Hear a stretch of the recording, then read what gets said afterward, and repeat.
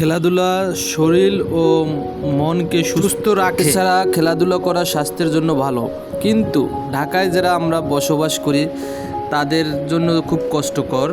কারণ ঢাকায় খেলাধুলা করার মতো ও ফুটবল মাঠ বলেন বা ক্রিকেট মাঠ বলেন, যেটাই বলেন, কোনো মাঠ পাওয়া যায় না।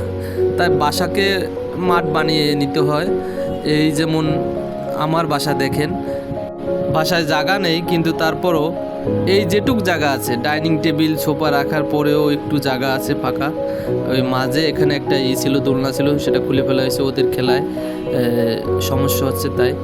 তারপরও এইটারে পুরা মাঠ বানিয়ে ফেলেছে।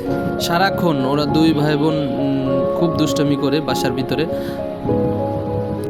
যদি বল পায় তাহলে তো হয়েছে, বল পাওয়ার সাথে সাথে ওরা খেলা শুরু করে দেয়, বল পাওয়ার সাথে সাথেই খেলা শুরু করে দেয়।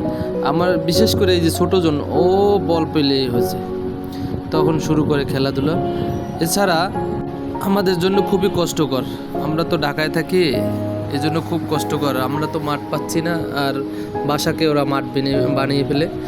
বাসার ভিতরে মালামাল থাকলে তো এরকম মাঠ বানানো যায় না। তারপরেও আমি চেষ্টা করি যতটুক ওদের সাপোর্ট দেওয়া দরকার ততটুক দিই, যাতে ওরা খেলার একটু আনন্দটা উপভোগ করতে পারে।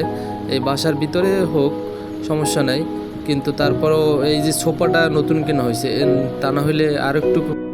রাত যখন 10:30, আমার ছেলে ঠিক তখন তার খেলনার ঝুড়ি নিয়ে বসে আছে।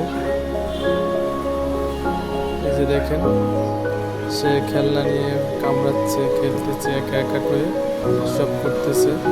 তার চোখে কোনো ঘুম নাই।